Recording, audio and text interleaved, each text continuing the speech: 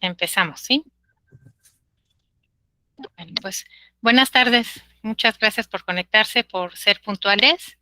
Me presento, soy Beatriz Hernández de Capitia, Asesoría Patrimonial, y otra vez nos ayuda el licenciado Roberto Almada a darnos esta plática.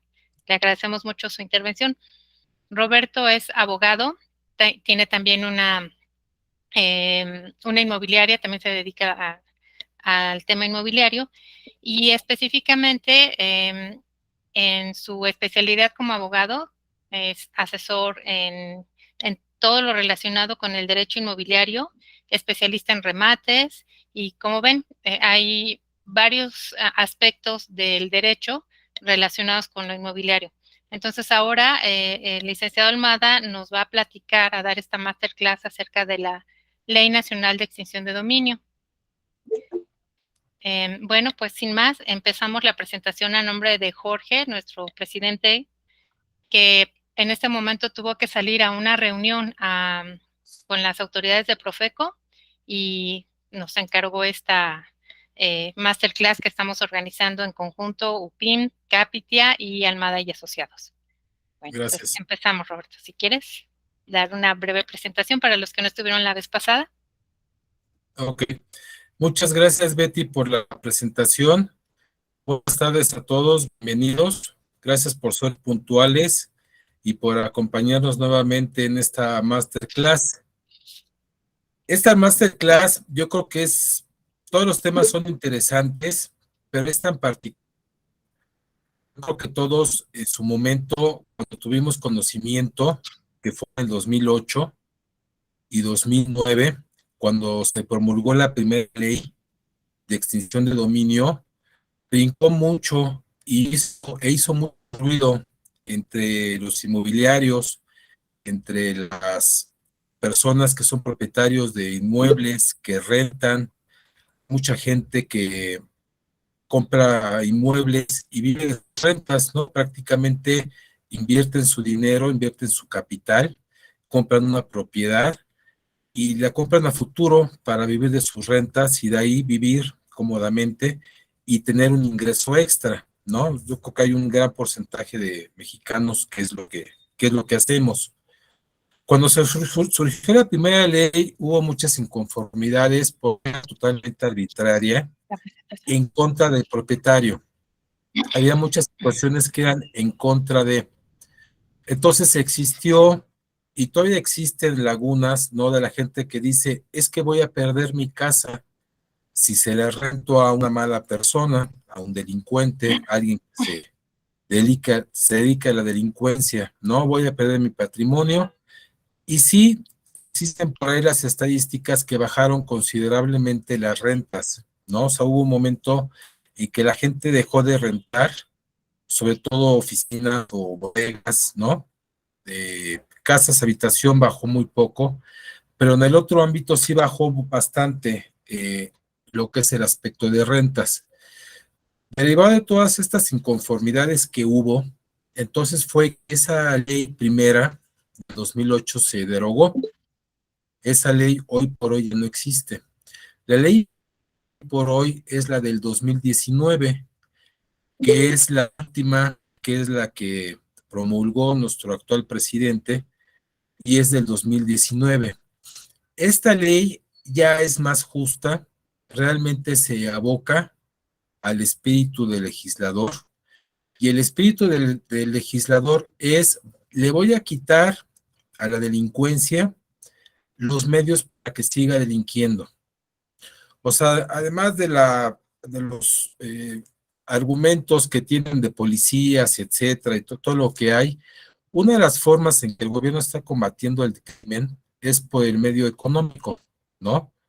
¿Qué hago a ti, delincuente, grupo de delincuentes que están haciendo mal? Pues te congelo tus cuentas y te quito poder. ¿Qué más hago? Te quito las propiedades que tienes con las que estás delinquiendo. Y esas propiedades me las voy a quedar yo, Estado, yo, gobierno. Una me las quedo para algún fin social o las saco a venta. Entonces, La actual ley, que es de 2019, ese es el espíritu. Te voy a quitar el delincuente por medio de un proceso, por medio de un procedimiento, te voy a quitar el medio con el cual estabas tú delinquiendo. Y es ahí donde surge esta ley. Entonces, en el antecedente, puse que la primera fue en 2018 y la actual es del 2019. Ahora bien, ¿qué es extinción de dominio? ¿En qué consiste? La extinción de dominio es la pérdida de derechos que tenga una persona en relación con un bien a que se refiere la ley, de sentencia de la autoridad judicial sin contraprestación ni compensación alguna para su propietario o para que sustente o comporte como tal. Entonces, ¿qué es la extinción? Pierdo mis derechos que yo tenía sobre una propiedad. Punto. O sea, eso es lo que es la extinción. Ahora, ¿sobre qué bienes procede la extinción? La acción de extinción procede sobre aquellos bienes de carácter patrimonial cuya legítima procedencia no se pudo acreditar y bienes que sean instrumento, objeto o producto de hechos ilícitos, sin perjuicio del lugar de su realización o que se hayan adquirido con recursos de prudencia o que se hayan adquirido con recursos de procedencia ilícita. ¿Esto qué es? Que a mí el gobierno, el Estado, me va a poder quitar solamente un bien del cual yo no pueda acreditar la legítima procedencia. Si resulta que hay una casa habitación, la cual es sujeta a proceso de extinción de dominio, solamente me la pueden quitar si no acredito la propiedad legítima. ¿Qué es acreditar la propiedad legítima? Que la autoridad me mande a llamar y le diga, a ver, autoridad, no me la puedes quitar, no me puedes aplicar la ley de extinción.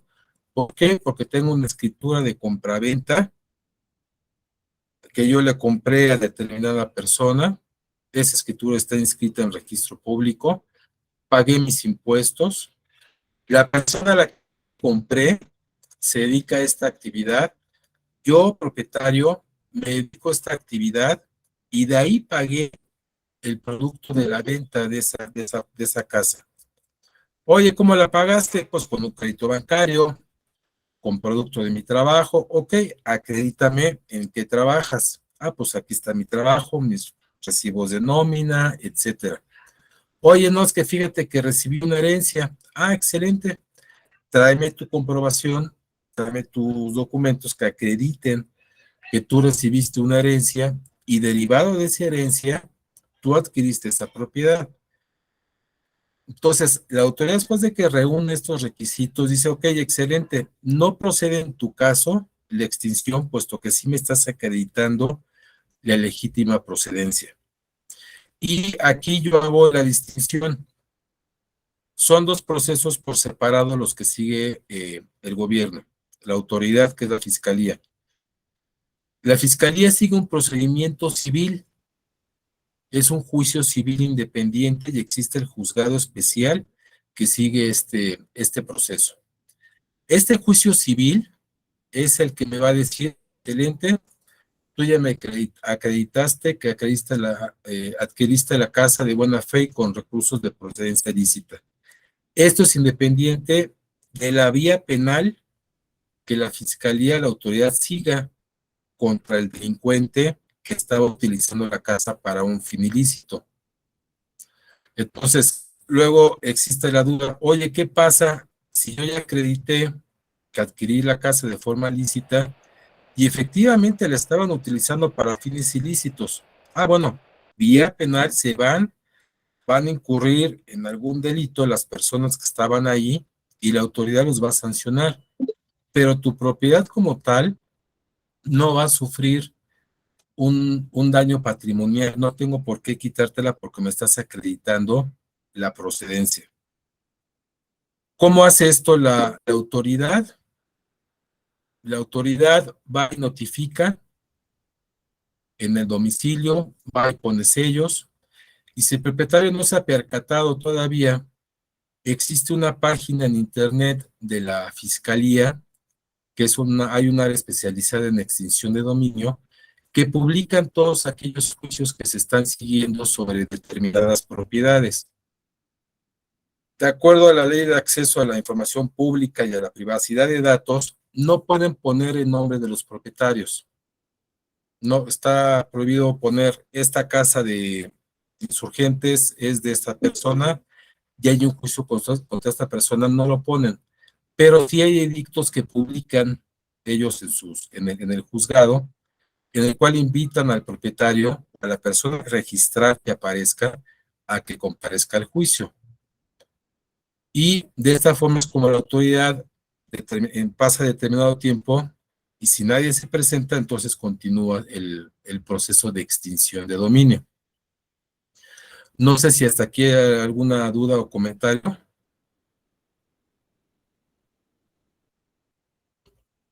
Ok. Bueno, yo sí quiero preguntar. Ahorita mencionó que hay un juzgado especial para llevar a cabo este juicio civil. ¿Cuál es el juzgado especial? Esos juzgados los señala, los nombra la Fiscalía. Pues estos juzgados están ahí en la colonia de Doctores y son juzgados de extinción de dominio. O sea, ahorita en totalidad hay 4 que están conociendo de estos asuntos. Dependiendo de conforme vayan llegando los asuntos, la autoridad los va asignando a esos juzgados, que son los que siguen el proceso. Muchas gracias. De nada. Y además, la ley de extinción de dominio en materia legal es la reglamentación del artículo 22 de la Constitución. El artículo 22 de la Constitución nos dice... Robert tiene una pregunta, Sally Fuente. Sí. Yo tengo una pregunta. Tienen 4 ubicaciones en la Ciudad de México y en provincia tienen sus propios departamentos. Así es. Cada estado, existe la Fiscalía General, ¿no? De la República. Y cada estado tiene su fiscalía. Entonces, cada estado que tiene su fiscalía es la que asigna estos números a esa área en especial y se siguen 2 procesos, uno vía penal y el otro vía civil. ¿Quién inicia los 2 procedimientos? El Ministerio Público. Hoy por hoy, además de todas las reformas que han existido en materia legal, el Ministerio Público sigue siendo la autoridad, sigue siendo el que inicia cualquier proceso. Es la autoridad, es el encargado de hacer la averiguación previa. Entonces, el MP, ya existen ministerios públicos especializados en extinción de dominio, es el que recaba la información, la averiguación previa y ya la remite. Pero sí, respondiendo, cada estado tiene su fiscalía de extinción de dominio y cada estado tiene su juzgado especializado en extinción de dominio. Tenemos otra pregunta, Robert. Sí. Marta. ¿Alguien más ahorita levantó la mano? Ok, bueno, creo que siempre no. Ok. Continuamos. Entonces, la siguiente lámina es, ¿a quién le corresponde ejercitar la acción? Al Ministerio Público. El Ministerio Público, hay varias formas en las que se llega de la información. Una es por investigaciones, existe la Policía de Investigación, que anda recabando datos, ¿no? De los delincuentes que andan en todos los estados. Y además por medio de la denuncia ciudadana. Existe un canal en la Fiscalía, y eso hay en cada estado, de denuncias anónimas. Entonces hay mucha gente, o lo que invita a la autoridad a que digan, oye, si tú tienes conocimiento que en determinada inmueble está sucediendo algo, algún tipo de alguna situación, repórtala. Entonces el Ministerio Público recibe la llamada, hace sus investigaciones, y si a su juicio es procedente llegar y notificar y tomar posesión, lo hacen. O sea, realmente son procesos muy, muy rápidos que siguen. Y es en ese momento donde el propietario debe estar muy allegado de la información, pues para presentar a la autoridad. Insisto, es independiente del local. ¿Y qué tipo de procedimiento se sigue?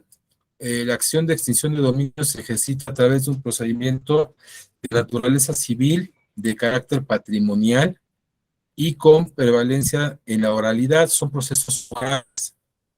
Al ser un proceso oral, son procesos muy rápidos. O sea, yo les puedo hablar que un proceso oral tarda 4 meses aproximadamente, 4 o 5 meses, no más. ¿Por qué? Porque en una audiencia se desahogan todas las pruebas. No es como los procesos escritos que se presentan en el juzgado, el juez los valora, luego responde. Bueno, el proceso oral se cita a las partes, exhiben sus pruebas, se dicta sentencia. Son procesos muy, muy rápidos. Y lo anterior, independientemente del proceso penal que se lleva a cabo con las personas involucradas.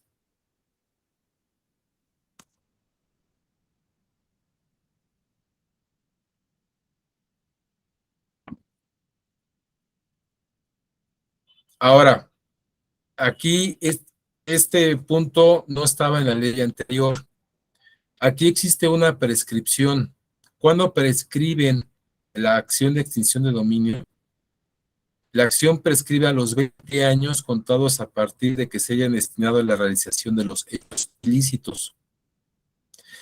Es decir, que si un inmueble lleva más de 20 años en los cuales están ejerciendo determinado hecho ilícito, puede prescribir y lamentablemente la persona que está delinquiendo pudiera alegar la prescripción, decir, pues yo llevo 30 años que aquí tengo venta de gasolina, el huachicoleo, por ejemplo. Yo llevo más de 20 años que aquí vendo gasolina y pues nadie me dijo nada. Y entonces el inmueble como tal ya no se puede ver afectado después de 20 años. Digo, es algo muy remoto, pero sin embargo lo está contemplando el legislador. Y prescribe a los 10 años las facultades del Ministerio Público para demandar la extinción de dominio, contados a partir del día siguiente en que el Ministerio Público tuvo a cargo un procedimiento penal e informó a la unidad administrativa de la Fiscalía. Es decir, el Ministerio Público ya tuvo conocimiento del ilícito, fue y lo reportó a la Fiscalía y la Fiscalía no hizo nada. Sí, continuó haciendo investigaciones, nunca notificó a nadie, nunca inició un proceso, se quedó en pura averiguación previa, entonces se extingue a los 10 años. Esta parte estuvo muy, muy peleada en el Congreso porque decían, pues es que no debe de prescribir.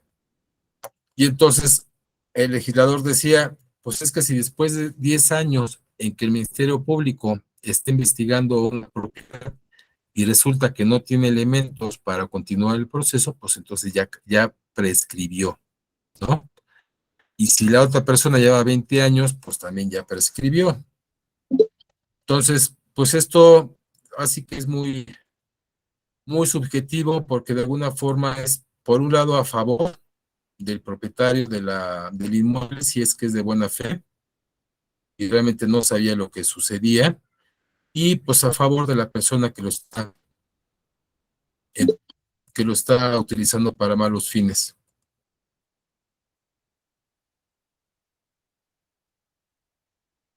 Y es ahí donde cuando caduca, pues a los 10 años, entonces prescribe a los 20 y caduca a los 10 en que el Ministerio Público inició la acción. En estos casos, para evitar cualquiera de estas situaciones, lo que se sugiere es que cuando se vaya a promover en renta alguna propiedad, pues investiguemos muy bien a las dos partes. Una, al arrendador. Oye, ¿quién eres? ¿Qué propiedad me estás dando a rentar? Es que soy el dueño, no te preocupes. Sí, pero muéstrame tus escrituras. Sí, pero muéstrame tu identificación. Sí, pero acredítame. Sí, pero ¿dónde trabajas? Y hay veces que uno como asesor pues no quiere investigar más al que le está trayendo el negocio, porque el que renta dice, bueno, pues si no puede rentar, no la promovería. Pues sí, pero la verdad es que la ley me pide que te pida todos estos documentos. Entonces, yo como consejo les doy, ¿quieres rentar? Sí, tráeme tu checklist de documentación. Tráeme tu checklist, a qué te dedicas, verificar a qué te dedicas, realmente corroborarlo. Si me traes recibos de nómina de la empresa, ir a la empresa a preguntar. Si me traes recibos de banco, obviamente el estado de cuenta de banco, los bancos por secreto bancario no pueden dar información, pero uno se da cuenta del perfil de cliente que es. ¿Esto por qué es? Porque el día de mañana uno como asesor también se puede ver involucrado en algún proceso penal, en algún proceso de este tipo. ¿Cómo nos libramos de este proceso?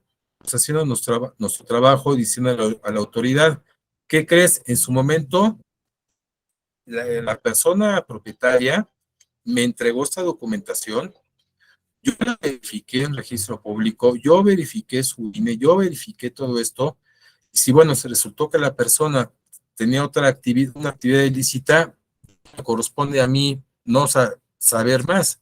Yo hice lo que estaba dentro de mi alcance a investigar, a saber.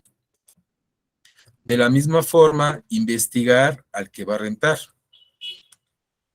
Entonces, aquí existe debemos de cuidar al propietario, al arrendador, de saber quién va a ocupar su propiedad, ¿no? El que la va a ocupar, quién es y a qué se dedica.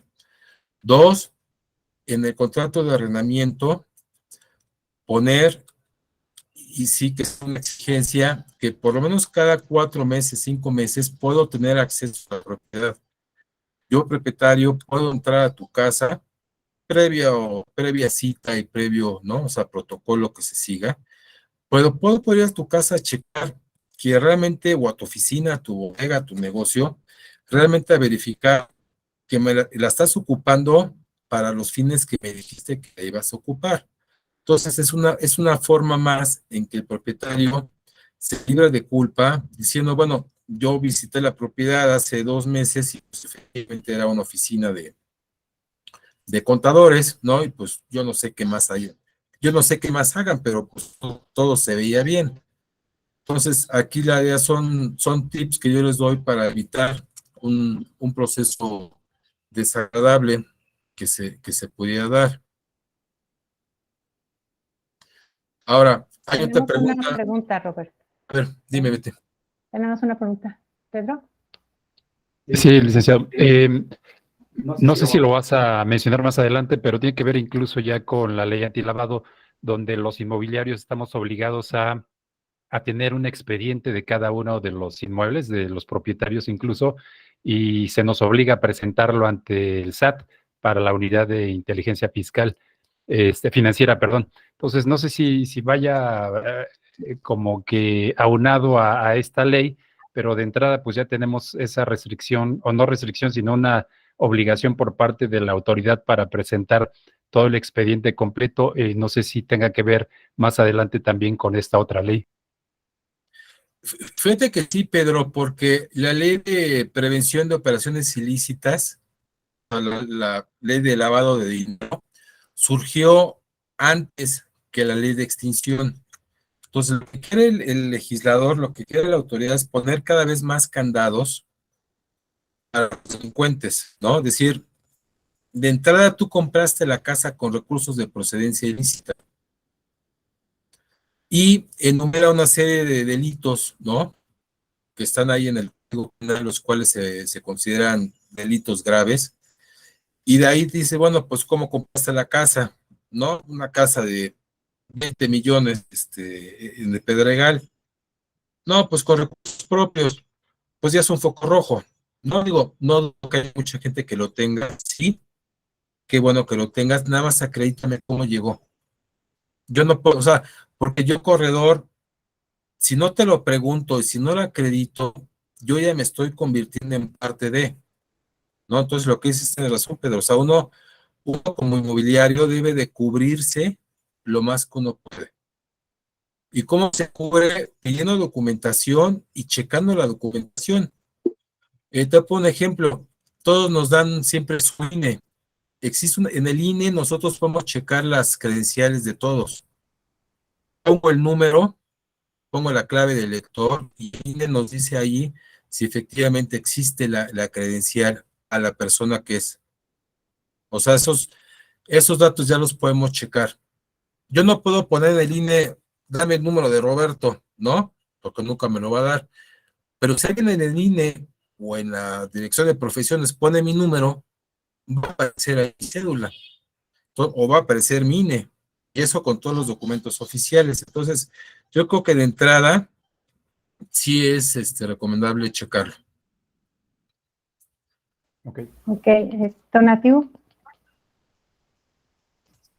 Tonatiu, ¿tienes una pregunta? Buenas tardes. Hola. Hola, tío. Muchas gracias, licenciado. En este caso, se está hablando de que se lleva a cabo un proceso, penal en contra del propietario del inmueble, en el caso de que se le recoge el inmueble. Pero no sé, con respecto a la investigación que realiza el MP, eh, pudiera resultar incluso, digamos, recibir alguna pena privativa de la libertad o ser considerado como parte, ¿no? Del delito cometido en un momento dado. Fíjate que, Tonatiuh, muy buena tu pregunta. Por eso se siguen dos procesos, o sea, independientes, pero sí paralelos. Uno es el proceso civil, en el cual al propietario le dicen, me voy a quedar tu casa, voy a aplicarte la extinción, puesto que la destinaban a un fin ilícito. Ah, ok, me vas a quitar mi casa. Pero si resulta que el propietario también es cómplice o también es parte del grupo que estaba ahí delinquiendo, entonces además de la extinción de dominio a él, le van a ejercitar el delito que le corresponde vía penal. Suponiendo, me quedé tu casa, ¿no? Te apliqué la extinción y además eres cómplice por el delito de venta de gasolina. Te dedicabas al huachicoleo, tú estabas consciente, tú eras parte de ella, entonces tienes doble sanción. Una, la extinción de tu propiedad, y dos, la vía penal, pues lo que resulte de sanción, ¿no? Vía penal. Pero si era parte de, Ahí sobre quién recae la carga de la prueba. sobre el Ministerio Público. O sea, hoy por hoy, de acuerdo a las reformas, la carga de la prueba corresponde al MP. Es que tú te dedicas de gasolina, el mismo ejemplo. Ok, pues demuéstramelo. O sea, acredita que efectivamente yo estoy vendiendo en la puerta de la casa litros de gasolina, ¿no? Por ejemplo.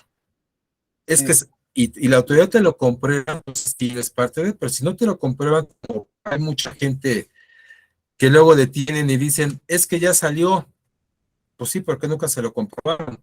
Digo, lamentablemente, o como sea, pero no había pruebas. Entonces, ¿a quién corresponde acreditarlo? Al Ministerio Público?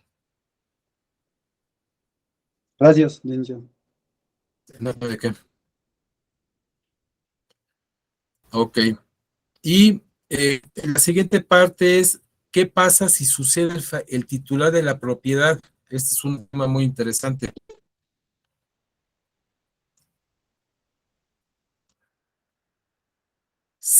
Suponiendo que la propiedad está sujeta a un proceso de extinción de dominio y resulta que fallece el titular o ya había fallecido, entonces el proceso de extinción se va a seguir contra la sucesión testamentaria, contra los herederos que haya, contra los herederos, contra los legatarios. Ojo, solamente contra ellos por la vía de extinción de dominio, no por la vía penal que nos decía Tonatiuh. Si por algo el difunto se dedicaba a delinquir, bueno, ya no hay quien lo pueda sancionar, pero la autoridad sí va a ir contra la sucesión testamentaria para ejercitar la acción de dominio frente a la propiedad. Entonces, ahí también es recomendable decirles a nuestros clientes que renten, decirle, oye, a tu familia, a tus herederos, a tu familia, dale toda la información que tengas de las propiedades que rentas, por si sucede algún problema, puedan los herederos acreditar que, bueno, él no tenía ningún negocio, nada que ver con las personas que empezaron a delinquir, que realmente pues adquirió la propiedad de café y tenía su actividad determinada. Entonces, es otro punto a tomar. También se pueden la pueden ejercitar contra la sucesión. Y todos estos procesos, la fiscalía hace una anotación en registro público. Cuando empieza un proceso de este tipo, como es vía civil, pues tiene autoridad de mandar al registro público una anotación y decir, esta propiedad está sujeta a un proceso. ¿Para qué lo hacen? Para que si el propietario la quisiera vender o quisiera hacer alguna acción, pues el que vaya a comprar o a hipotecar la acción que vaya a hacer, pues se percate que hay un proceso en contra de la propiedad más que nada. Entonces, bueno, también aquí se pueden ir contra la sucesión. Ahora, en la anterior ley había muchos más delitos que mencionaban que podían ser motivo de la extinción de dominio. El artículo 22 de la Constitución enlista los siguientes, que son terrorismo, acopio y tráfico de armas, tráfico de órganos, corrupción de menores, trata de personas, secuestro, corrupción y extorsión. Por nombrar algunos, pero todos los delitos graves están ya contemplados dentro de la extinción. Entonces, hay que tener ojo, nada más, esos son uno de los delitos, los cuales son susceptibles para ejercitar la acción. ¿Y qué partes son las que intervienen en un proceso de este tipo? La primera parte que interviene es la parte actora, que es el Ministerio Público que les decía.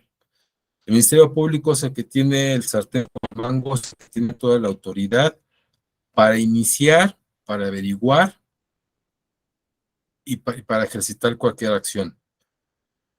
El Ministerio Público reúne los elementos y lo que hace es mandar el expediente a un juzgado. Y el juzgado es el que sigue el proceso. Entonces, puede haber muchos casos en que el Ministerio Público inicie una acción, la mande al juzgado y el juzgado diga, ¿qué crees? No reúne los elementos necesarios para yo iniciar un proceso. ¿Qué crees? Te falta. Y devuelve el expediente al Ministerio Público. Por eso escuchamos muchos casos en el radio y en televisión de que dicen, es que el juez no necesitó ninguna acción. El que obsequia al final del día la orden de aprehensión, en caso de la vía penal, es el juez, no el Ministerio Público. El MP es el que hace averiguación y el juzgado es el que sigue el proceso y el que en su momento va a dictar una sentencia. Entonces, la parte actora es el Ministerio Público y la parte afectada es la víctima, el ofendido, y es el, o sea, finalmente, ¿quién es la parte afectada? El propietario de la casa. Que está puesto en peligro, ¿no? Con la ejecución del hecho ilícito que fue sustento para el ejercicio de la acción, o bien la persona que haya sufrido algún daño directo o menoscabo económico. ¿Esto qué es? Aquí la parte afectada pueden ser dos. Uno, el propietario de la casa, y dos, el arrendatario. Resulta que el arrendatario subarrendaba la propiedad. Hay muchos casos de este tipo. ¿Qué crees? Ya le renté yo al señor, pero pues como quise obtener una utilidad mayor, me autorizó a subarrendar la bodega, la casa, y yo no sabía lo que estaba haciendo mi subarrendatario. El subarrendatario se dedicaba a la delincuencia. Las partes afectadas ya son dos. Una, el propietario, y dos, el arrendador, el cual subarrendador la propiedad. Entonces aquí ya son dos. Y la parte demandada, que es la persona física o moral titular del objeto de la extinción. ¿Esto qué quiere decir?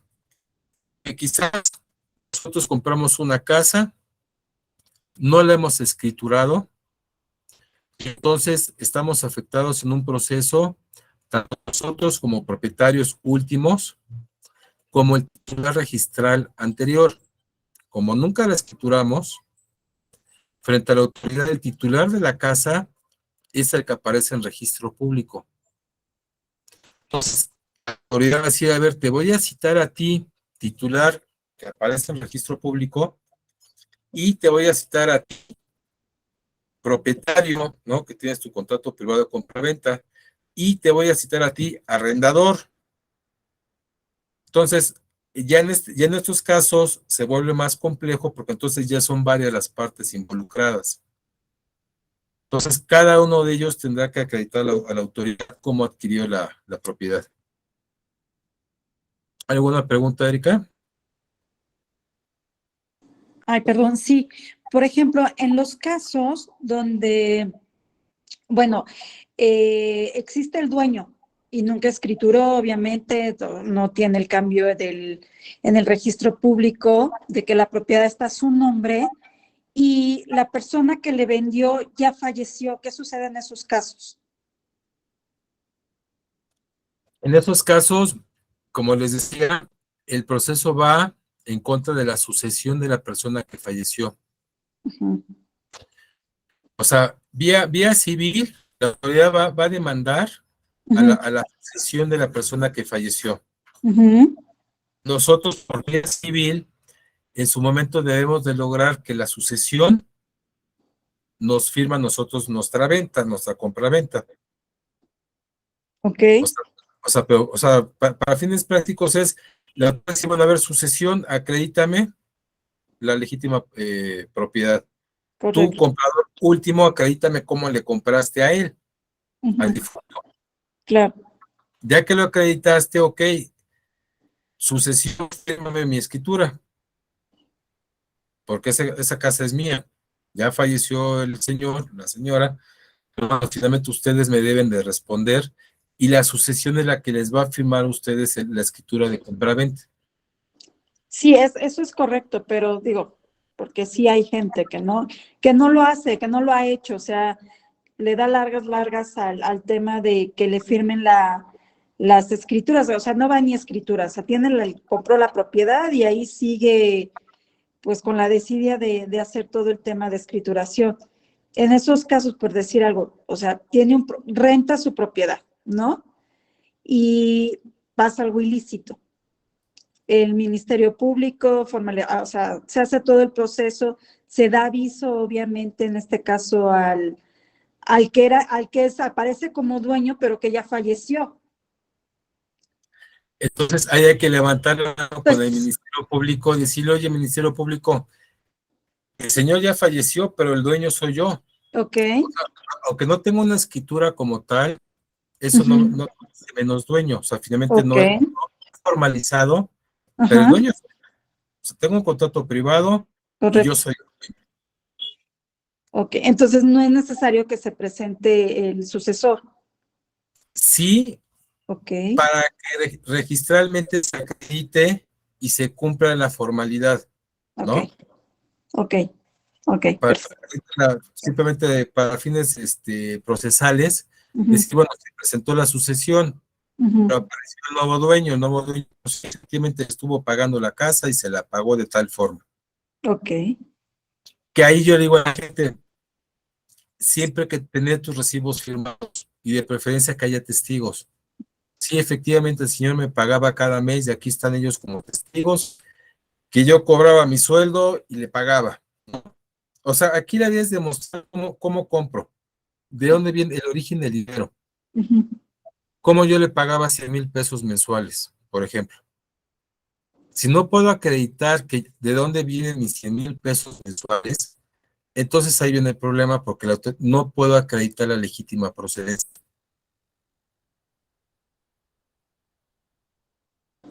Ok, perfecto, gracias. De nada. Tenemos dos preguntas más, a Tonatiuh y Alejandra. Sí. Adelante, Tonatiuh. Gracias. Nuevamente, muy rápido, me imagino que ya lo mencionaron, pero le quería preguntar si en el caso de venta o renta de un inmueble, como asesores nosotros, podamos consultar alguna base de datos en donde se pueda conocer si dicho inmueble se encuentra en proceso de extinción de dominio, o si eso pueda venir indicado en el folio real o certificado de libertad de gravamen. Respuesta, sí, en la constancia de folio viene la anotación. O sea, aquí lo ideal es decir, yo comencé a promocionar esta casa en renta el día 1 de marzo. Y el día 3 de marzo, por ejemplo, consulté el registro público y está mi constancia de folio que está de gravamen. No tiene ninguna anotación. Entonces tú ahí ya te cubres. Sí. Esa es una. Dos, en la página de la fiscalía aparecen los procesos. Sin embargo, la fiscalía hoy por hoy te dice, lo hago para fines informativos, pero no son prueba. O sea, por un lado te dices, ok, qué bueno que no está, pero tú no puedes presentar mañana en el juzgado una impresión de la página de ellos, de la fiscalía, por ejemplo, porque no la consideran auténtica, porque es una impresión. Entonces, ¿a ti qué te cubre? La constancia de folio o el certificado de libertad de gravamen. Y el propietario que diga que su propiedad no se encuentra sujeta a ningún proceso. Sí. Entonces, ahí tú ya inmobiliario te cubre, dices, bueno, ya consulté dos fuentes, una el propietario me lo firmó, dos chequé el registro público, bueno, pues quiero entender que no hay nada, ¿no? Es correcto. Sería eso, nada más. Excelente, Tonatiuh. Gracias, licenciado. De nada. Alejandra. Ok, tenemos a Alejandra. Hola. Hola. Oye, lo que estabas hablando de la sucesión, o sea, a mí me tocó un cliente, se vendió la casa, se fue ante notario, se hizo todo para escriturar, pero como 3 años después el cliente, así nada más como dato cultural, me dijo que los compradores no habían pagado al notario, entonces técnicamente todavía no estaba en nombre de ellos porque ellos no habían concluido el proceso. ¿Ahí qué pasa si el vendedor o el antiguo dueño se muere? O sea, el hijo o el heredero tendría que pagar la sucesión. O sea, ¿qué pasa ahí? En ese caso, Alejandra, es un caso muy común. Es un caso muy común porque resulta que yo llegué a la notaría, firmé mi compraventa y el que compró no pagó los impuestos al notario, no pagó sus honorarios. Y el notario, conforme a la ley del notariado, puede poner en la escritura un no pasó y no la manda a inscribir. Eso no quiere decir que no haya vendido o que el otro no haya comprado, simplemente no se hizo público. O sea, para estos registrales, el otro no aparece, el último no aparece como dueño. Sin embargo, la escritura no se perfeccionó, o sea, no se inscribió, pero no por eso dejaste de vender. ¿Qué deben hacer Ya entendí. Ajá. O sea, ¿qué deben hacer los que vengan, el que compró? Esa es tu pregunta, ¿no? No, yo decía si el heredero del vendedor, él se metía en temas de sucesión, pero si dices que ya está hecha la compra-venta, o sea, en realidad nada más le falta formalizarla y los herederos no tienen el problema de que el otro no quiso ir a pagar al notario. No. Ellos dicen, mi papá, mi mamá ya vendió. Pero ¿qué pasa si el que compró, que ahí tengo yo dos casos, murió? Entonces vienen los hijos y me dicen, oye, mi papá compró una casa pero pues no tenemos la escritura, pues no, porque tu papá no pagó la notaría. Entonces, ¿qué hago, licenciado? Hay que actualizar impuestos, hay que actualizar derechos, y el notario manda inscribir esa escritura de registro público.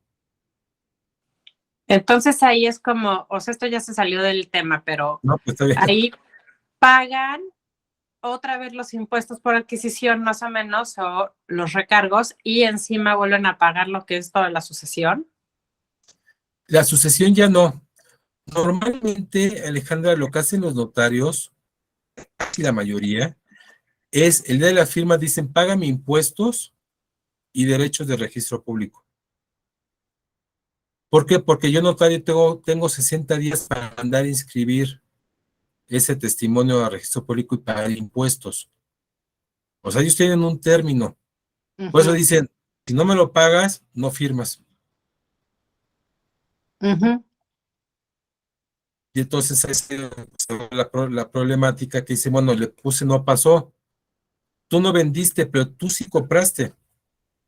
O sea, tú tienes una deuda con el fisco al final del día. Sí, totalmente.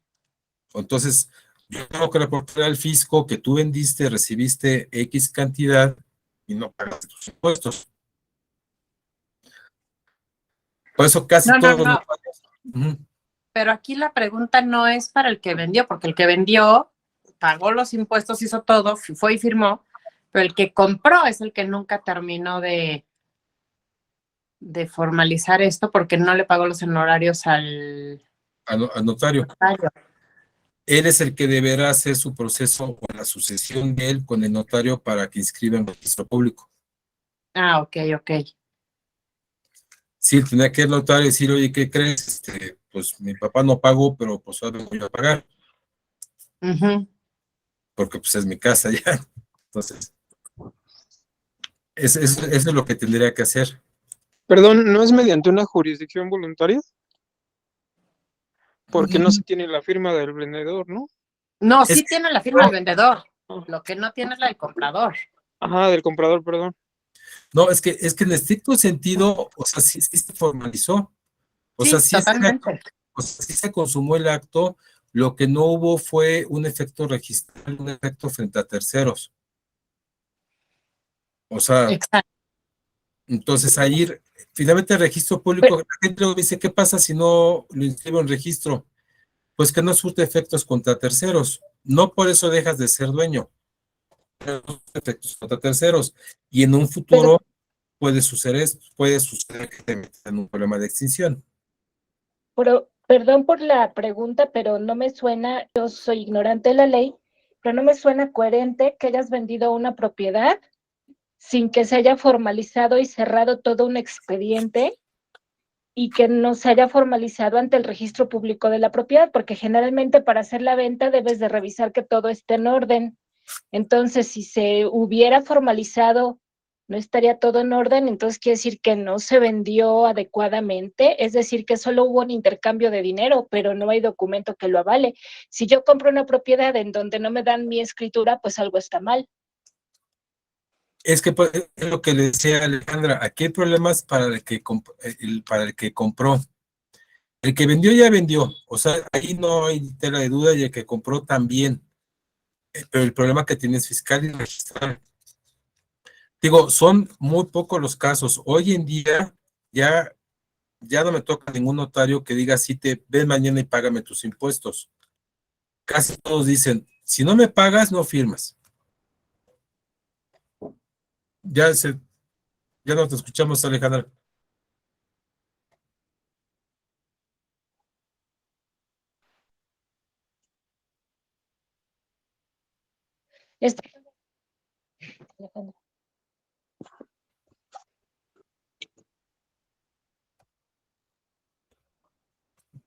No escucho. Betty, ¿me ayudas a activar el audio? De hecho, cada quien puede activar su micrófono. Creo que ya. Sí. Pero es que no me dejaron. No, te digo que aquí, o sea, esto fue hace como 13 años. Y como 3 años después, llegó el dueño y me dijo, con otro tema con un notario, preguntándole o platicando, Le dijo el notario, nunca me pagaron los impuestos, entonces técnicamente, o sea, ante el registro, la venta está hecha y él no piensa ir por la casa, pero, o sea, él sabe que la venta está hecha y su hijo sabe que esa casa no es de él, pero nada más como comentario fue de, no me pagó en su momento los honorarios por la escritura, se quedaron como pendientes y no sé si ya fue a registrarla, pero por lo menos 3 años después, en el registro seguía el dueño anterior. Exactamente. Ujú. Entonces, este es el caso que yo les decía, que aparece como titular registral una persona y como propietario otra persona, ¿no? Entonces, pues bueno, hay que regularizar en su momento esa situación. Sí, de Ok. hecho. Ok. Tenemos también, Gracias. Alex, ¿vas a preguntar todavía? Porque Alejandra. habías levantado la mano, Alejandro Belmar. Sí, un poquito ya llevándolo al caso que estamos viendo de la adquisición de dominio. Entonces el PM va a llegar con el vendedor, pero con el que ya vendió la propiedad, ¿no? Es decir, va a llegar a tocar a su puerta y decirle, usted es dueño de esta propiedad, y supongo que con los documentos del notario vas a acreditar que ya no es el propietario, aunque no esté registrado. Así es. Así es, Alejandro.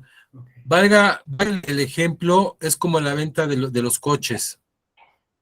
Mucha gente, a veces compramos algún automóvil y no hacemos el cambio de propietario. Y sucede algún siniestro con el coche, pues la autoridad manda a llamar al propietario que tenga registrado. Y resulta que él ya lo vendió a 2 más. Bueno, pues acredítame a quién se lo vendiste, y empiezan a seguir la cadena.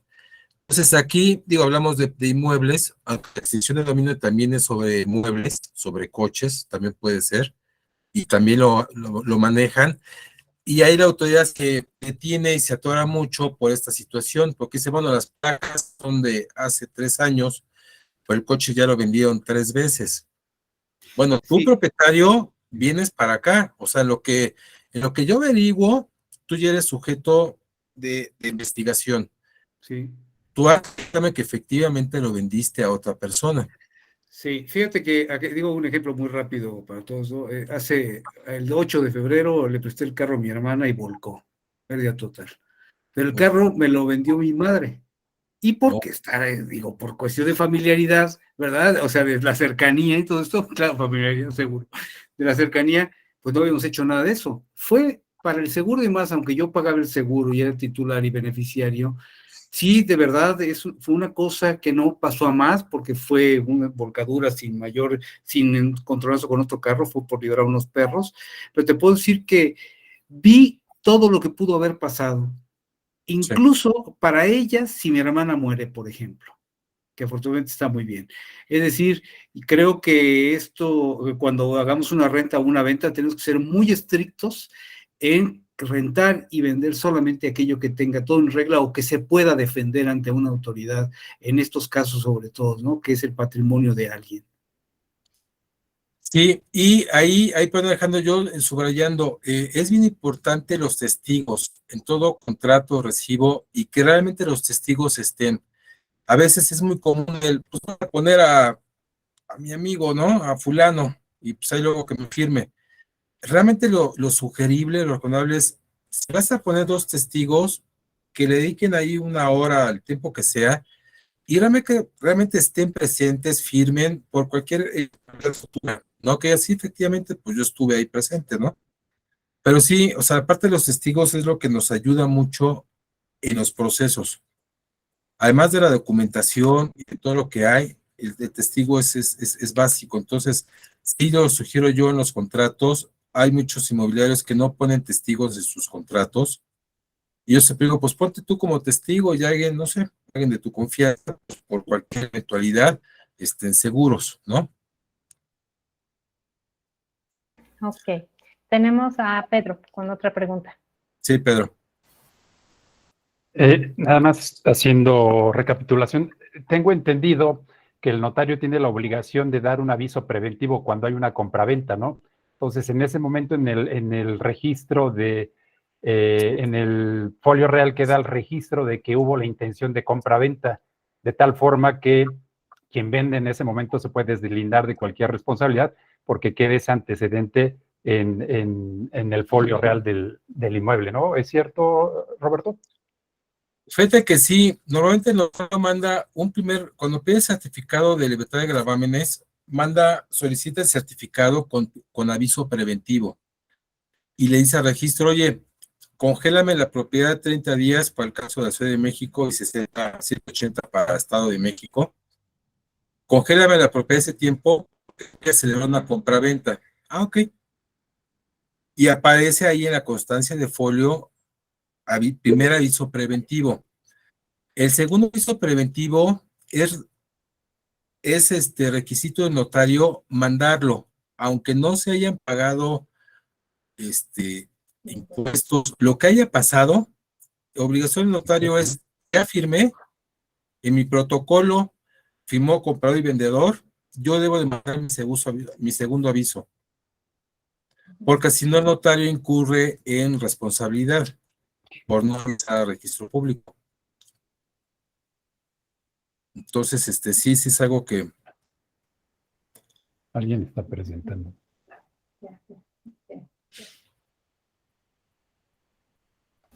Ok, tenemos a ya vienen raíces.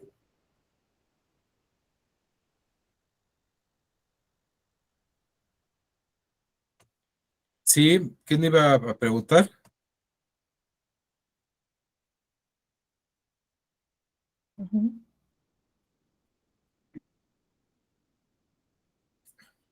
¿Había otra pregunta? Sí. Donatiu. Ya, ¿puedes activar tu micrófono? Ya, perdón, no podía activarlo. Okay. Gracias. ¿Qué tal? ¿Cómo están? Muy buenas noches. Muchas gracias, licenciado, por la plática. Con mucho gusto. Justo me entró mucho la duda ahorita para el tema de los automóviles, ¿no? Porque estamos hablando de extinción de dominio y aunque, bueno, nosotros somos asesores inmobiliarios y entendemos en la parte, digamos, registral, pues que sí, o sea, para los inmuebles pudiera ser un poquito más sencillo el tema pues de acreditar que se vendió, etcétera, con un contrato privado. Pero en los automóviles, pues sí está bien complicado, ¿no? Porque, como decías, o sea, uno compra un auto, lo vende y luego se vende. Pero pues esas ventas se hacen normalmente pues en la misma factura, se hace el endoso, etcétera.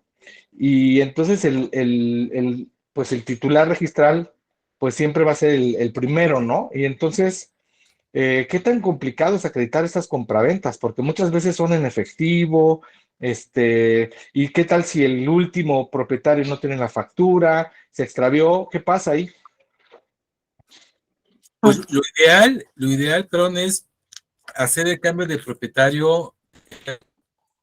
Yo ahí, a mis clientes y yo en lo personal, cuando he vendido algún automóvil, hago el cambio de propietario yo. Dije, o sea, al que se lo vendí, le digo, dame una carta a poder para yo hacer el trámite. No. Me va a costar un poco, te cobran 500 pesos, 500, 600 pesos, pero ya estás tranquilo. Sigues tú arrastrando un coche que al final del día te van a llamar a ti. Y si es algo sencillo como el de que nos platicaban ahorita, dices, pues qué bueno, pero si es un asunto muy complicado, la autoridad dice, tú eres el propietario y en lo que averiguo si lo vendiste o no lo vendiste, te puedo detener. O sea, vas a estar bajo mi vigilancia, vas a estar bajo mi procedimiento, lo que me acreditas a quién se lo vendiste. Entonces, recomendación, hagan el cambio de propietario ustedes. Perdón que interrumpa, no, es más sencillo de lo que lo planteas, digo, porque yo he vendido varios coches y nada más vas a control vehicular, das de baja el vehículo que estaba a tu nombre y nada más entregas copia de tu factura endosada a la persona a la que le vendiste. Y bueno, ella probablemente después... obviamente, Hacienda puede ser que te llame porque recibiste un importe, si es que te lo transfirieron, y también tienes ahí el comprobante de que ya endosaste la factura y que es el importe ojo, hay que hacer un contrato con la persona que te está comprando. Un contrato de, te estoy vendiendo mi auto en tal modelo, con tal número de serie, identificación de las dos personas, tanto el comprador como el vendedor, y ya, y eso mismo también lo entregas en control vehicular. Y ya, si esa persona hace el cambio o no hace el cambio, ya es un tema de él, pero tú ya te deslindaste de responsabilidades de ese automóvil. Pero es bien rápido, muy rápido. Gracias. Gracias, Erika. ¿De qué? Muchas gracias. Comentario adicional.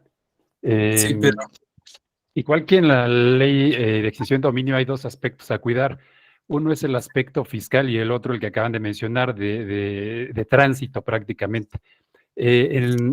Precisamente dentro del reglamento creo que es del ICR, de la ley del ICR, se dice que cuando tú compras un carro a una agencia y el carro sale a tu nombre, cuando tú lo vendes tienes que generar una factura para deslindarte ya precisamente del pago de los impuestos correspondientes de ese vehículo.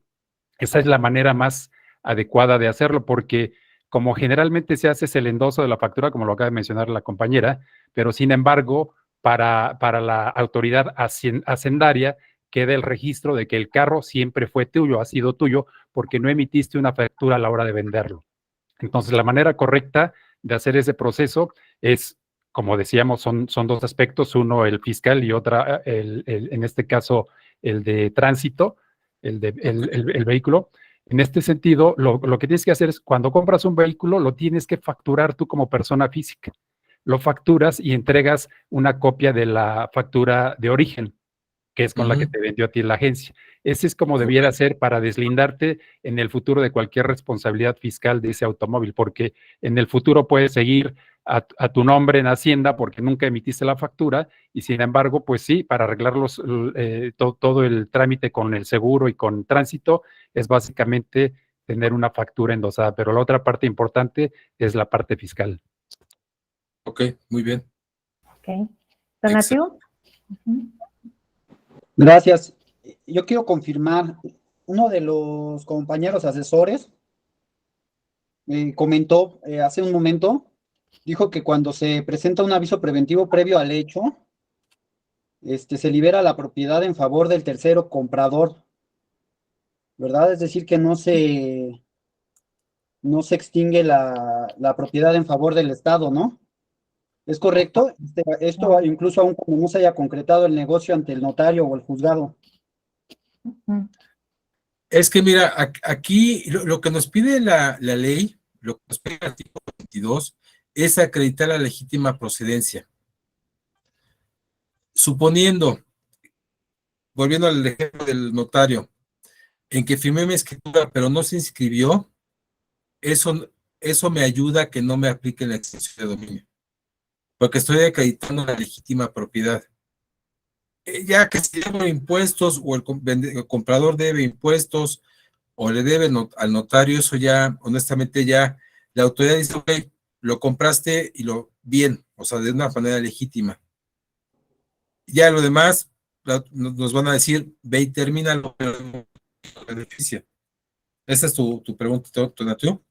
Sí, también.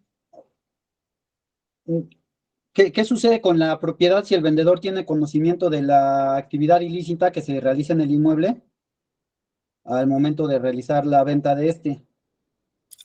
Es que, mira, si tiene conocimiento se vuelve cómplice. Y entonces él ya es sujeto a un proceso penal. Él como persona física. Pero la propiedad, si la adquirió de forma lícita, no se ve afectada. Porque en este caso se libera al favor de un tercero, ¿no? Sí, digo, valga el ejemplo que les voy a poner que hubo ahorita con nuestro fiscal allá en Estados Unidos, ¿no? A él sus propiedades, las que tenía a nombre de la esposa, no se las tocaron, porque la señora demostró cómo las compró. O sea, ella demostró que tiene un negocio y que las compró, etcétera.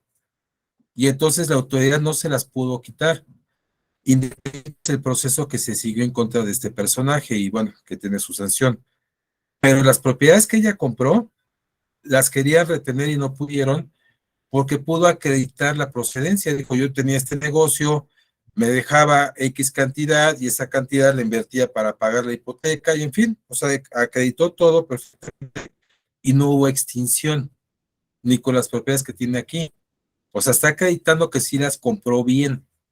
Pues aquí, gracias a las reformas que hubo, suponiendo que efectivamente había gente de la propiedad, pero yo acredito, yo dueño, que la compré de forma legítima, no me la van a quitar. Independiente es la vía penal que se siga contra el delincuente, contra las personas que hayan estado ahí haciendo ilícitos. Pero la propiedad como tal sí se salva. Entonces, eso es lo que hay que checar nada más, digo, de dónde viene y cómo la adquirió. Sí, licenciado. Es como las compraventas, es que le pagó 1 millón en efectivo, y lo demás con un crédito bancario. Ah, perfecto, ¿de dónde sacaste 1 millón? O sea, está perfecto que le pagues 1 millón ahorita, nada más dime cómo lo obtuviste. Para hacer el círculo de la legítima procedencia. Sí, un último caso ya, yendo un poco al extremo, de que dentro del tiempo o proceso de investigación que se lleva a cabo, un vendedor realizara la venta del inmueble a un tercero que sea ignorante de la situación o que no conozca al respecto del gravamen en específico, por contrato privado haga de cuenta y que le pagó. Ella aplica como, ¿qué figura? Como, ¿o qué es? ¿Un fraude procesal o algo así? ¿Fraude o...? Ahí lo que tendría que hacer, si yo ya tenía conocimiento del proceso en contra de mi propiedad, ese es tu caso, sí. Yo ya sabía lo que había en contra de mi propiedad y la vendo, entonces yo cometo un fraude contra la persona que se lo vendí. Entonces, al que yo le vendí, la autoridad le va a decir, pues con la pena, pero esta casa la adquirieron de mala fe, la adquirieron de forma ilícita, entonces tú te ves perjudicado. Oye, le compré de buena fe, pues ve y cóbrale a él, ve y demándalo al que te vendió. Ok. Ejercita la acción que tengas que ejercitar contra el que te vendió, pero yo autoridad sí tengo facultades para quitarte la propiedad. Muy bien. Sí, gracias. De nada, Tonatiuh. Gracias, licenciado. De nada. Yo tengo otra pregunta. No sé si tenga relación, se me acaba como de ocurrir. En el caso de que nosotros no tengamos obviamente ninguna responsabilidad, somos representantes de una inmobiliaria o somos dueños de la inmobiliaria o la participación que cada quien tenga, si estamos haciendo por la ley nueva que salió, ante Profeco estamos diciendo que nosotros ejercemos una profesión que es la inmobiliaria. ¿No nos vemos afectados por estos hechos? No, siempre y cuando cumplas tu función que te pide la Profeco. O sea, la Profeco, y existe la ley de corredores inmobiliarios, nos exigen nos exigen requisitos que debemos de supervisar para la venta o renta de una propiedad. Entonces, por un lado, Profeco, que es administrativo, nos dice, oye, tú inmobiliaria checa estos puntos. Y por otro lado, la ley de corredores inmobiliarios nos dicen, tú te debes de cerciorar de esto. Por eso les decía, hay que hacer un checklist que a lo mejor y siempre platica Betty, digamos, es qué aspectos cuidar como inmobiliarios frente a Profeco y frente a la ley de corredores, cómo nos protegemos nosotros, cómo protegemos a los compañeros, de que digan, ok, voy a estar promocionando casas, pero no me voy a meter en problemas, ni voy en algún delito, en alguna situación incómoda por esta situación. Entonces, ya, haz este checklist, verifica estos documentos y ya con eso no tienes ningún problema.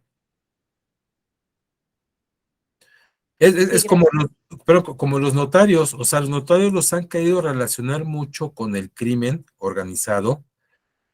Tu notario llegó a tu notaría determinado personaje público, ¿no?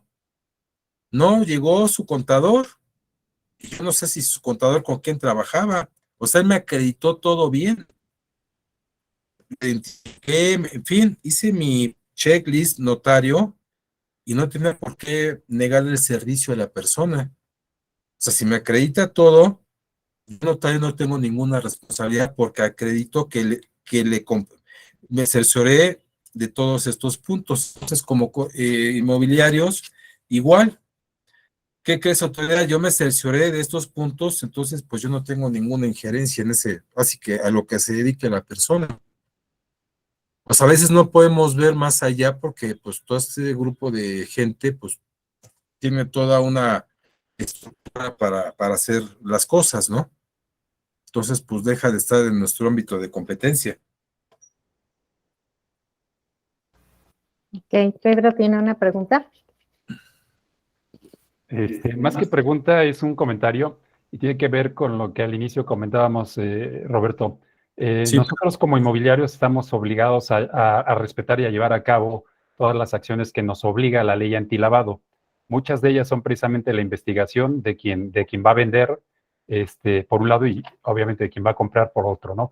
Pero aquí estamos obligados a tener un expediente como inmobiliarios, el cual tenemos la obligación de tenerlo en electrónico o físicamente, por si el SAT nos lo pide en algún evento de este tipo, ¿no? Estoy hablando de la ley antilavado, que finalmente esto nos podría servir precisamente que vaya de la mano con la ley de extinción de dominio. Una vez que nosotros tenemos ese expediente donde nos investigamos a quien está vendiendo el inmueble y sabemos que es una persona sin problemas legales y que lo está haciendo de manera lícita, estamos cumpliendo con esa ley que es la ley antilavado. Sin embargo, por default nos puede servir precisamente para no tener algún problema con la ley de extinción de dominio, porque se hace todo un proceso y dentro de cada inmobiliaria tiene que haber un oficial de cumplimiento para cuando la UIF, a través del SAT, haga la solicitud de ese expediente, se pueda presentar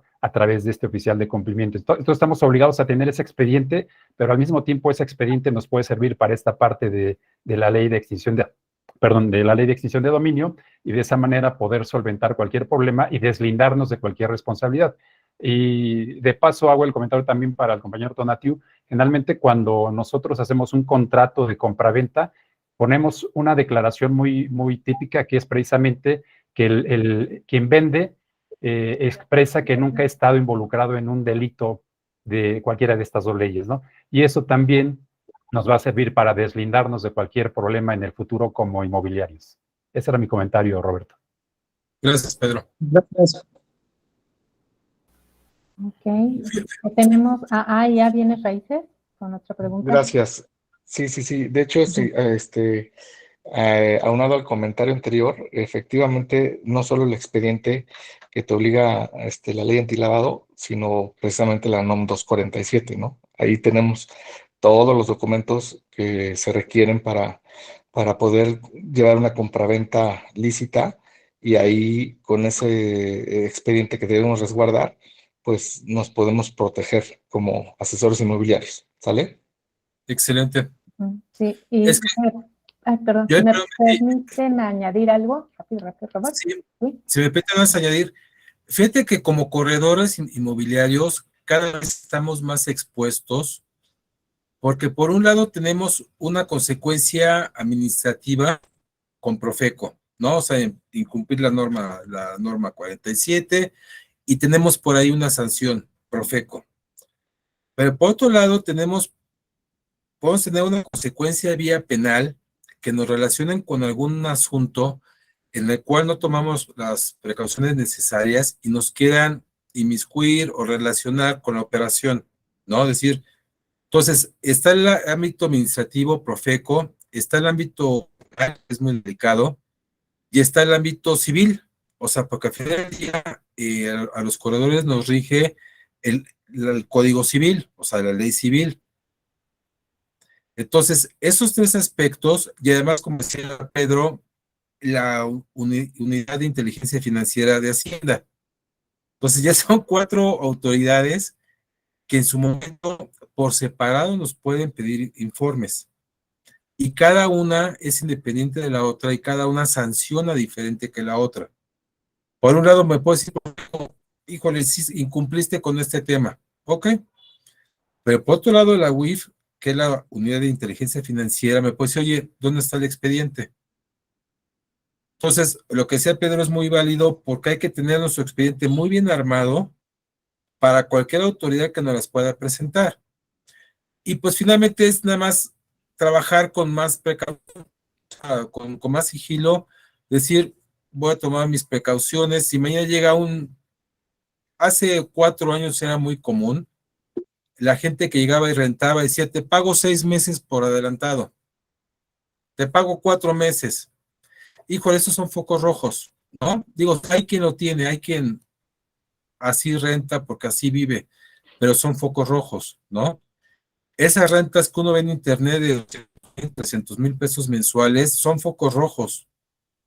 Son buenas rentas, son buenos negocios, pero dices, pues ¿de dónde sacas 300,000 pesos para pagarme una renta y además vivir? Pues cuánto ganas, ¿no? Sí, Entonces si me ahí, lo permites, Roberto, incluso la ley antilavado nos obliga a dar avisos de este tipo de exacto, situaciones. En cuanto nos percatamos, estamos obligados y además el no hacerlo involucra también que nos penalicen con multas bastante grandes, incluso hasta con la cárcel, porque pues pasas a ser pasas a ser cómplice, perdón. sí, o sea, es parte de, entonces, es nada más fijarse, yo creo que si conocemos, así que el motivo de todas estas pláticas es conocer más la ley, adentrarnos un poco más, aquí están mis datos, si tienen alguna duda, algún comentario o algo, con todo gusto yo los asesoro, los oriento, y pues a veces no está por demás que el cliente a lo mejor diga, híjole, ¿cómo me piden documentos? Pero tener nuestro expediente bien armado, ¿no? Y aquel cliente que no nos proporcione todos los documentos, pues yo creo que a veces es mejor darle la vuelta, ¿no? Cuando Yo pedimos y tengo, pedimos. Ujú, sí, Sally. yo tengo otra pregunta que puede ser, pues no sé, confundible en el sentido de, estamos hablando de que, bueno, Hacienda investiga, Fiscalía investiga. ¿Qué pasa con todos esos asesores que no están dados de alta en Hacienda y están recibiendo ingresos por estas compras y rentas? Podemos tener expedientes muy bien armados, todo perfecto. ¿Qué pasa con los asesores que no están dados de alta en Hacienda para ejercer esta profesión? No pasa nada, Sally. Ahí simplemente, ahí de los 4 puntos que les decía, finalmente ellos están incurriendo en una falta fiscal. O sea, su único riesgo, o sea, su riesgo latente es que en algún momento Hacienda les diga, oye, ¿por qué estás teniendo sus ingresos en tus cuentas y no me estás pagando impuestos? Entonces, él como persona física, pues tendrá en su momento que aclarar la situación con Hacienda. Pero hay mucha gente que recibe comisiones y no están dados de alta y no lo reportan. Entonces, ¿qué pasa? Pues que están corriendo un riesgo hacendario, ¿no? Son un riesgo fiscal. Hay gente que va a pasar o que algún día Hacienda los llame. Pero yo inmobiliaria, pues yo cumplí mi trabajo. O sea, yo inmobiliaria me cubro armando mi expediente y yo inmobiliaria pagando mi impuesto. Si yo le pagué al licenciado y el licenciado no pagó su impuesto, bueno, ya es problema del licenciado, ¿no? Digo, la verdad, yo me cubrí y le pagué. Entonces, sí salí, pues hay mucha gente así, en todo, en inmuebles y en muchas profesiones. Pero no corres tu inmobiliaria ningún riesgo. Mm, Sí, gracias. yo creo que sí corren riesgo también en el aspecto de la ley antilavado, porque las multas en la ley antilavado por no reportar operaciones de compraventa son muy altas. Y ahí Ok. pues va muy aparte de la cuestión fiscal, ¿no? No, sí, o sea, por un lado te digo, es la unidad de inteligencia financiera, pero por otro lado dice, oye, pero no me pagas impuesto. Pero por otro lado, Profeco te dice, oye, pero ¿qué crees? Incumpliste con esto? Entonces sí empiezan a llover muchas quejas con una inmobiliaria por un mismo asunto, ¿no? Entonces ahí la idea es cerrar todas las puertas con todas las autoridades. Así es. Tenemos a Pedro y a Pera. Sí, Pedro. De nuevo yo, hay aspectos muy importantes ahorita que están hablando de, por ejemplo, de inmobiliarios, de agentes inmobiliarios que cobran comisiones en ese sentido y que no están declarando. Eso sucede cuando el pago de la comisión se hace en efectivo, porque si el pago de la comisión se hace a través de una transferencia, yo inmobiliaria, tengo que tener una factura del asesor inmobiliario para poderle pagar la comisión. De otra manera no se lo puedo hacer. Y lo que comentaba Beatriz hace un momento también, se llama incongruencia fiscal. El que recibes una cantidad de dinero y tus gastos y lo que declaras es otra, ¿no? Y eso también finalmente puedes incurrir en esa falta, y el desconocimiento no te exime de la pena convencional por haber incurrido en eso, ¿no? Por un lado. Por otro lado, en el aspecto de la ley antilavado, para Hacienda, cuando tú no tengas el medio de comprobar un ingreso en tu cuenta o lo que estás gastando, implica ya lavado de dinero. Mientras no tengas cómo justificar esos ingresos, para la autoridad es lavado de dinero y te puedes meter en un problema muy fuerte. Creo que aquí da precisamente para dar una plática con algún experto fiscal que nos pueda expresar todo lo que estamos obligados a conocer como inmobiliarios y lo que estamos obligados a pagar también por percibir comisiones como agentes inmobiliarios, ¿no? Y todo lo que deriva precisamente de esas incongruencias fiscales y el no poder justificar lo que estoy gastando y lo que estoy ingresando para poder deslindarme, por un lado, de la ley, en este caso de la ley antilavado, y por otro lado de la parte fiscal, que son dos aspectos diferentes que hay que cubrir, tanto como clientes como en este caso nosotros inmobiliarios, ¿no? Así es, Pedro. Okay. Muy bien. Mira. Había levantado la mano. Hola, sí. Gracias, buenas noches a todos. Respecto a un cliente que tiene recursos propios por utilidades, por bono de ahorro con la empresa, por bono de participación en diciembre, y además va a tener parte de crédito hipotecario, esos recursos propios con los recibos del banco, ¿será suficiente comprobar el ingreso? Sí, respuesta sí, Esperanza. Ok. Eso es precisamente lo que la autoridad nos pide. A ver, ¿de dónde sacaste? Digo, hay gente que al año puede juntar 1,5 millones de bonos. O sea, digo, hay gente que sí lo junta. Cantidades. Entonces, pues qué bueno, digo, así que felicidades. Nada más guarda tus comprobantes de dónde viene el dinero, ¿no? Ok. Pero sí, sí, Esperanza.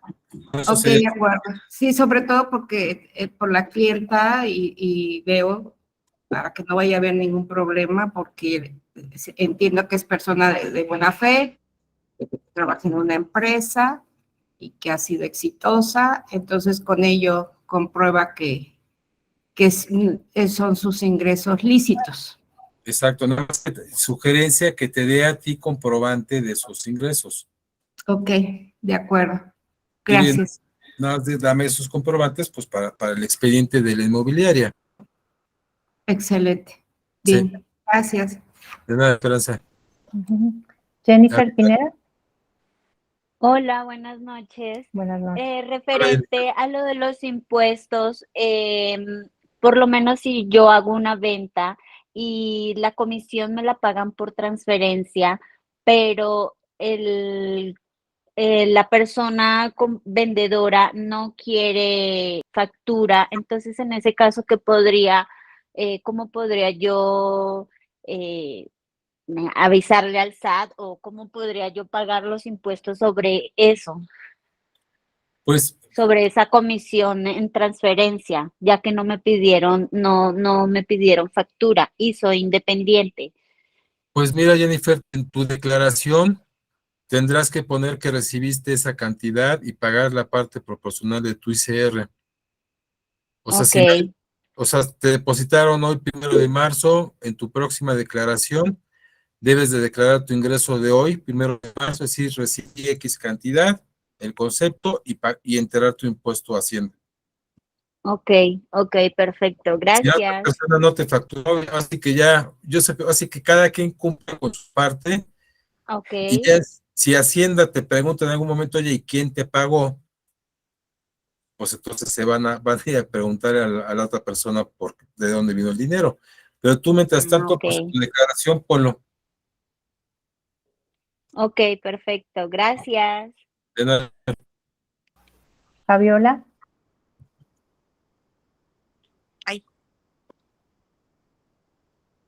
¿Fue o? Aquí está. Hola, Fabiola. Activa tu micrófono.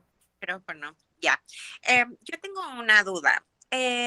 Por ejemplo, si estoy apoyando a una persona a hacer su contrato de arrendamiento y esta persona es comerciante, digamos que vende, o no sé, me pasó una vez una chica asiática que se dedicaba a la venta de ropa. Y bueno, evidentemente no tenía cómo comprobar ingresos de una manera como recibos o nómina. En este caso, podemos nosotros como asesores proteger a ambas partes. Sí puedes, Fabiola, poniendo la actividad de la persona que te está contratando.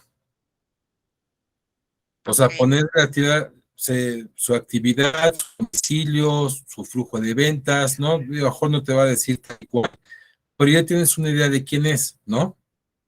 Sí, correcto.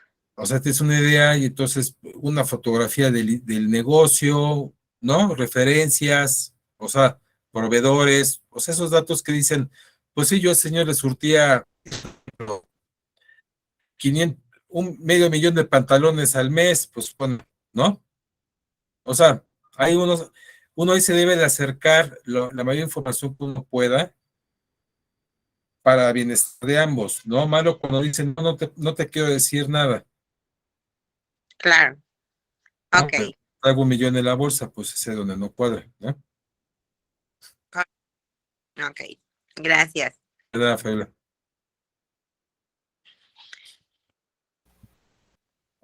Bueno, hay más, creo que ya no tenemos aquí formados a nadie con más preguntas. Creo que no. No, creo que ya terminamos. Roberto, muchísimas gracias. Tenemos aquí varios comentarios de felicitaciones por la reunión. Muchas gracias. Perdón, antes de que concluya, yo sí tengo una pregunta. Usted nos está compartiendo sus datos. De manera independiente podemos contactarlo para ver asesorías, sus honorarios y demás. Ya sería de forma independiente de su WhatsApp, ¿verdad? Sí, con todo gusto. Sí, pues ahí están los datos. Quien quiera alguna asesoría, asunto de forma independiente, con todo gusto me pueden contactar vía WhatsApp, vía celular, y yo con todo gusto los puedo asesorar en la situación que tengan que solucionar. Creo que sí sale. Gracias. Ok. Bueno, pues muchísimas gracias. Gracias por haberse conectado y los 37 que aguantaron hasta ahorita. Muchas gracias. Espero que tengan muy buena noche. Ya les avisaremos de la siguiente masterclass. Gracias. Exactamente. Gracias. Gracias. Hasta luego. Gracias, Excelente buenas noches. Gracias. Hasta luego. Gracias. Hasta luego. Muchas gracias. Bye. Buenas noches. Buenas noches.